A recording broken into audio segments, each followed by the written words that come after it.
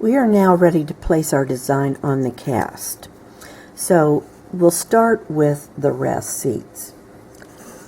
I will draw a chevron type of shape across the canine. I would like that chevron to be at the junction of the middle and cervical third, preferably. But what I have to watch is on my patient, I have to look and see where my occlusion might have marked with some articulating paper, and let's say it's right in that area. What you have to have is a couple millimeters of metal over the top of that rest seat. I've drawn my rest, and then I'm going to have to prepare a rest seat in here. Now I have done this on most of these teeth.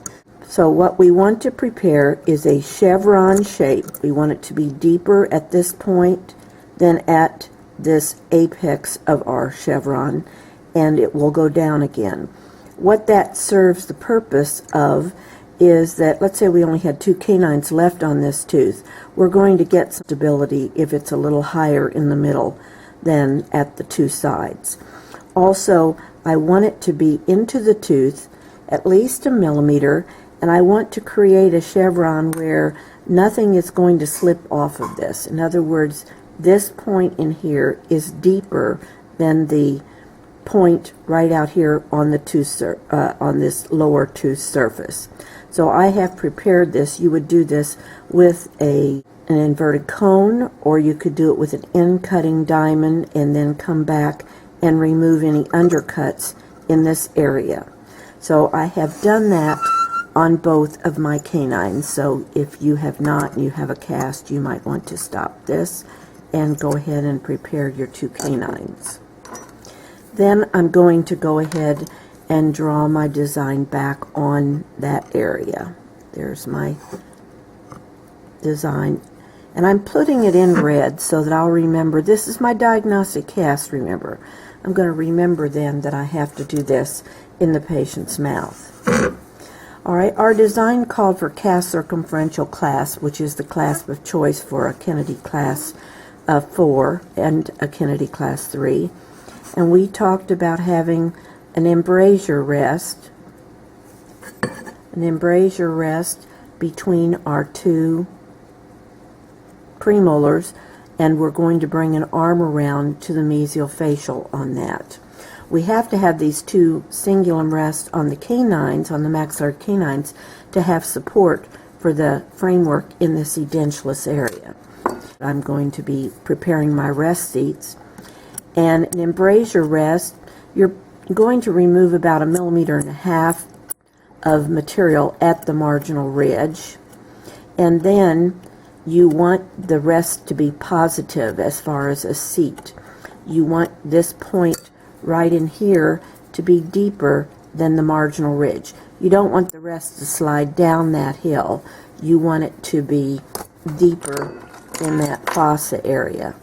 So I'm going to prepare my rest seat. The idea of a rest seat also is that it should be spoon-shaped. You don't want any steep walls, because steep walls may interfere with the path of insertion. And so you want it to be spoon-shaped. And the other thing that you want is that you have to take metal through this embrasure here. So you have to have what's called a sluice way, and that is often prepared with a round burr that you just come straight through, or you could use a tapered diamond that has an end cut that is a rounded area. And you have to clear it out to where you can get 1 millimeter to 1.5 millimeters of metal through that area to come around for the direct retainer arm. You also have to have a sluice way on the lingual aspect, because you're going to have metal coming up here and come across this area to get into your rest seats. The idea of a rest seat is that when you place metal back on here for your framework, you want to reproduce the same anatomy that you had before you prepared that rest seat. You don't want a rest sitting on top of the teeth, one, because it would probably interfere with occlusion on the opposing arch, but you want to bring that back to its original anatomy. So I have prepared that rest seat. I'm going to go ahead and color it in with red. Show my little sluiceways here. Oftentimes you'll see a little notch in the tooth when you look at it from the side view. I have those rest seats prepared. Now, from a standpoint of my framework, I would also be looking at my guide planes. And if you have a high survey line on the guide plane, and actually you'd want to look at this before you cut your rest seat, and I would want to lower my survey line so that I would have at least 2 millimeters from my marginal ridge toward the cervical. I want a couple of millimeters, so I want to move my survey line from there down to this point. On this marginal ridge, we're going to have a guide plate coming up here. That guide plate comes down right behind this cusp tip. You don't want to carry the guide plate all the way out to here, because if you do, then the metal will be extending out to here, and it'll be quite unaesthetic from the facial. You can butt your denture tooth up against here. So we have a guide plate coming down here. Then we have our plating, which scallops, covers the cingulum, and goes up and closes the embrasures. And then we have plating coming back here, and the plating should be drawn in the middle third of the tooth. This is our cusp tip that goes into the central fossas of the mandibular teeth. If you have your plating up too high, again, the patient wouldn't be able to close his teeth together because of interference with the occlusion. So our rest seat's coming around here like this. If you can see that. That border of the rest seat will become our direct retainer. And we're going to keep this direct retainer as low as possible so that it's kind of caught behind the curvature of this tooth and it will not be as visible. We're going to come down below our survey line, and the last terminal 1/3 of that direct retainer we want to have into our O1 undercut. So the first 2/3 of that clasp arm should be above the survey line, which I've done right here. Here's our survey line. I've kept the clasp above the survey line for the first 2/3. The terminal third goes into the undercut, and it should have a J shape. Follow the marginal gingiva shape. Now that bottom line will become the rest on this tooth. So we're going to outline this part of our embrasure rest. Now we're coming back here, and again, we can do two things. We can dip down and come back to this point, or we can plate it. And we're going to plate it. Plating makes for a nice transition between the tooth and the framework, and it allows us to put a larger opening in the palatal area to expose the tissues. So we're going to do that. I would draw then 2 rests, and again I need to prepare those, and again I have to have a sluiceway coming through this lingual aspect so the metal will come up there. Then I have to have a sluiceway on the buccal so that my arm can come through here. I want the central fossa deeper than the marginal ridge. I'm taking about 1 millimeter to 1.5 millimeters off of my marginal ridge, and then I want the fossa to be a little deeper. I look at it from the front, you can almost see there's like a little wedge taken out of the tooth on the facial surface. So I'm going to go back and draw my rest. I'm going to draw them in red again so that I can tell that I've got to do something on the tooth when I get into the mouth. Framework will come up. As it comes up here, it becomes my rest on this side. And then continue this. This will become the bottom line of this direct retainer right here. So it has to be kept above the survey line, and then the terminal 1/3 I'm going to carry below the survey line. It will come back up. Now my cast circumferential is drawn as an outline, and I'm making that point because when we get to a system where we're going to be using a wrought wire, the wrought wire is drawn as a single line. And I want this, usually on a molar it'll be about 2.5 millimeters wide, and it will taper down to about 1 millimeter at its apex, and about 1/3 to 1/2 is under the survey line, but in no deeper of an undercut than 0.01 undercut. So this becomes my rest again here, and I'm going to just plate along the back here again at the middle third of the tooth. Now that's going to come across my palette and will become the back border of my major connector. So this is what we have on the facial surface so far. If you were to draw this properly, you could just follow this around and follow it to there, come on back, come around this rest, plating, plating, come around this rest, that would become the bottom border, come to the end, come back, around this way, around, and across. And you could go all the way around the arch if you have drawn your framework totally connected. On the other side, we're going to have draw in our rest. My pencils aren't very sharp, but you can see that this is the rest seat right here. Again, I prepared my rest previously, and so again I have a guide plate coming up here. Now my guide plate looks pretty good on that tooth. I have a millimeter or so from the marginal ridge down where the metal can rest up against there and provide a guide plane for this partial, which aids in stability for the partial. I have a guide plane coming up just behind the cusp tip,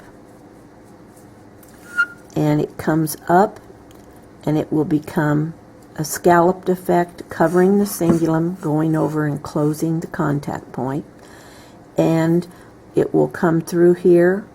It will be on the middle 1/3 of that tooth.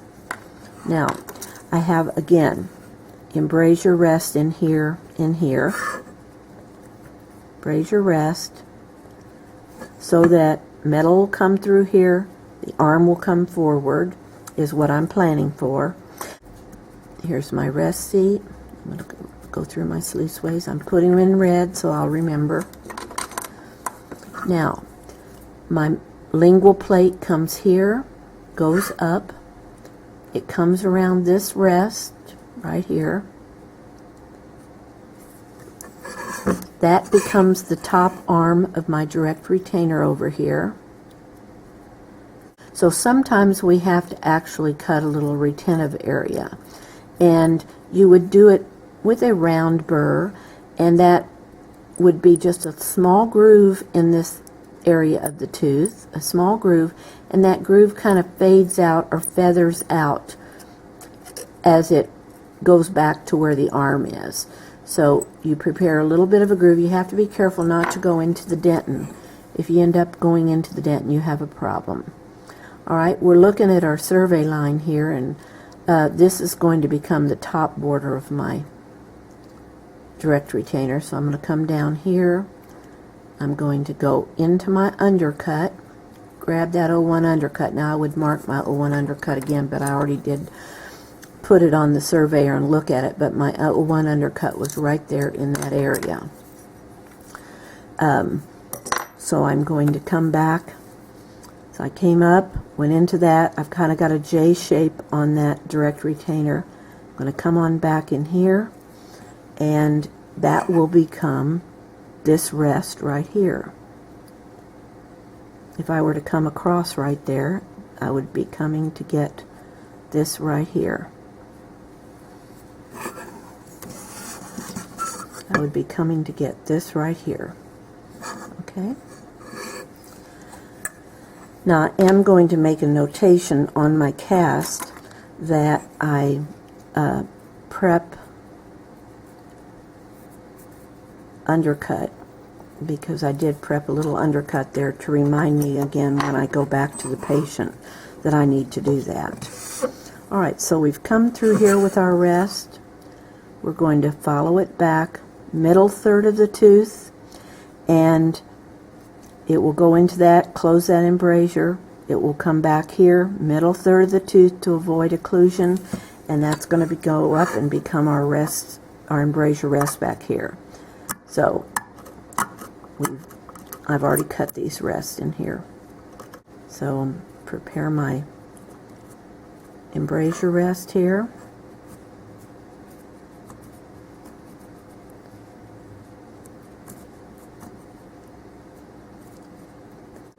Again, when you prepare these rests too, you don't want steep walls like the prep of a MO or DO amalgam, because that actually acts as a guiding plane.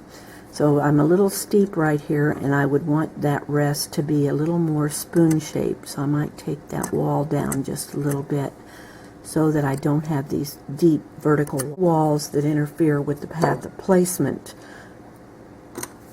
of my partial. So I'm going to outline those again with the brown. All right, back here, we're going to go ahead. Here comes our lingual plate. Going to come up. Going to encircle that rest. That will become the bottom of my direct retainer over here. So I'm going to come down. I'm staying above the survey line except in the terminal 1/3. So I'm coming down with my direct retainer arm, coming back up, and that will become the rest right here.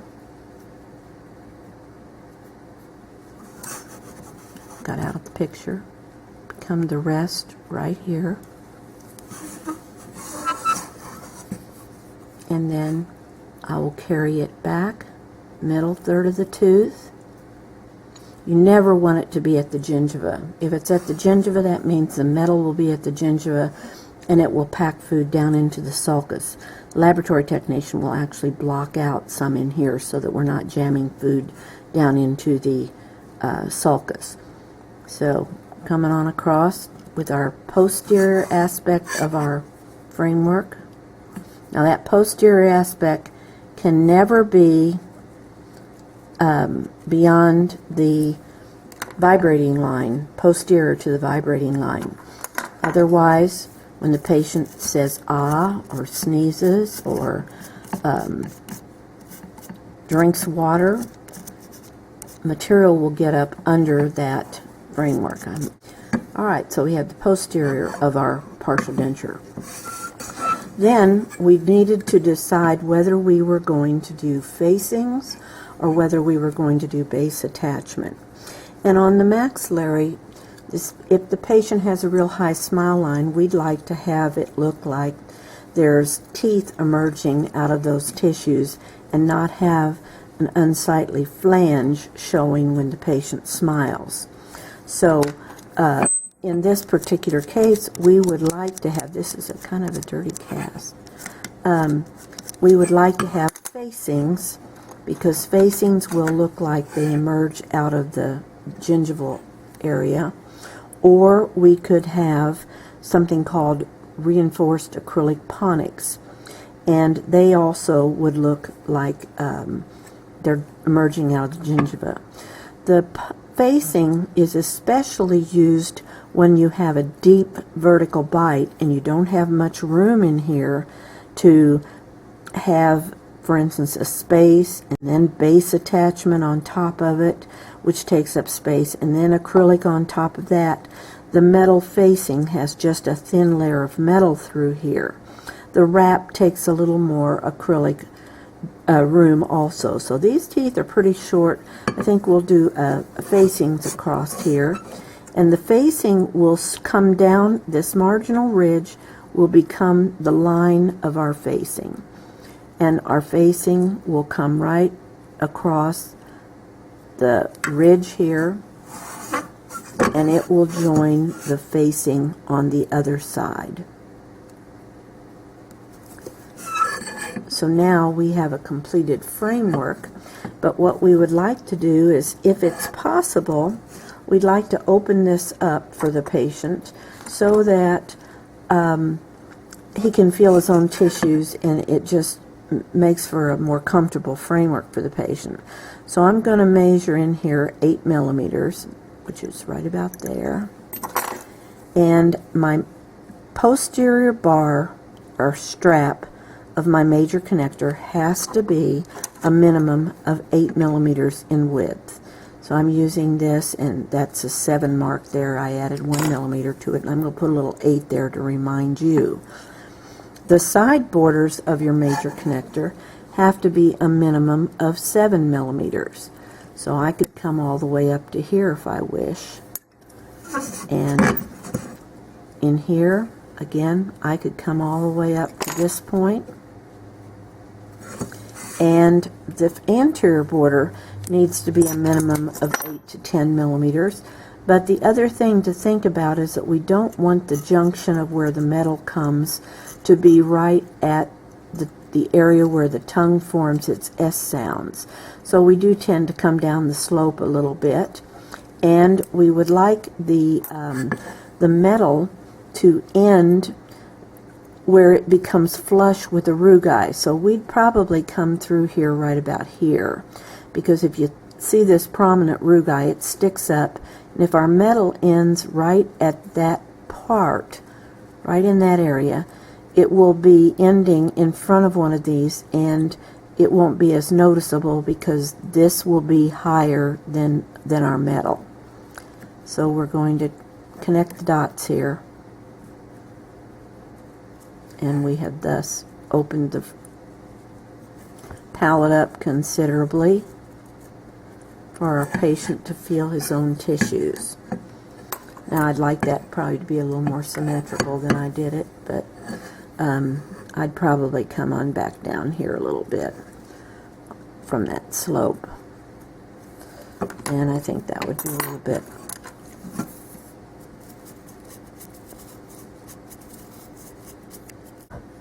So this is what we have for a design for our partial. We could have done a mesial rest here and a cingulum rest here and brought a direct retainer through to our canines. That would be more mechanically stable, but it would be much more unaesthetic for a clasp arm to be visible here compared to back here. Could I have come back one more tooth? I could probably have come back here if I wanted to, and that would be for a person who's very aesthetic conscious. We could place a direct retainer arm back here compared to up in the anterior area on either of these. But this is following our rules. If you're doing a test following our rules, we would say you need to separate retention as much as possible, and I have done so by going distal-facial, mesial-facial here. Mesial-facial here would have been even more mechanically stable, but we have to think in terms of aesthetics for the patient, and that takes over and plays more importantly than the mechanical stability, because it's still going to be very mechanically stable. So the red is telling us where we have to adjust. We were lucky. We did not have to adjust the facial surfaces of our teeth. Sometimes, if we have a real high survey line, we have to adjust the facial surfaces of our teeth also to bring the survey line down to where it's mechanically more stable for the patient. If this direct retainer arm is way up here, it's easily dislodged compared to moving it down. You would like the terminal 1/3 of the direct retainers, like them to be in the cervical 1/3 if possible. So this is our design for the Kennedy Class 4 maxillary arch. Last thing that I do to this cast is that if I'm intending to use facings, I will place 4 F's on the cast to indicate that that's going to be facings. Now, I did one other design on this cast, and it just shows you a variation of what can or can't be done. Although I think you need to know whether your instructor prefers plating or whether they prefer dipping down, as I have done in these areas. What I have done differently is that instead of that plating all the way along, if I have two teeth widths right here, I will sometimes come down and come back up. If you do that, you must avoid the marginal gingiva anytime you dip down on a maxillary cast by a minimum of 6 millimeters. Also, that little strap right there has to be a minimum of 7 to 9 millimeters. We said that the back has to be a minimum of 8. This one has to be a minimum of 7 to 9, and I've measured that actually. And the anterior has to be 8 to 10 also in that area, which I don't have any problem achieving that. One additional thing that I did, instead of plating all the way back to here and coming across my palate at this point, I actually placed an arm as a reciprocal component.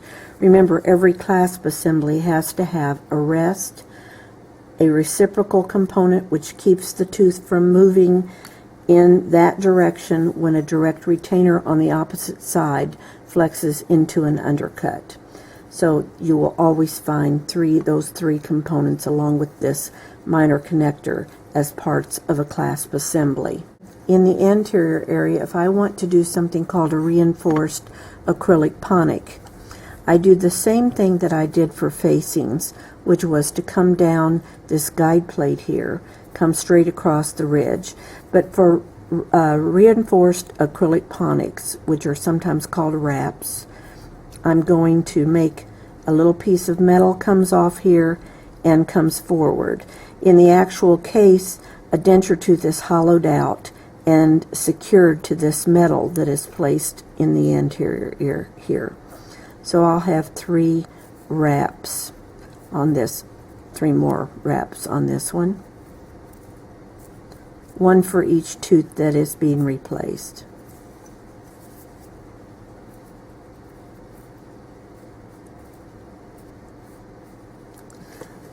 And that's a wrap.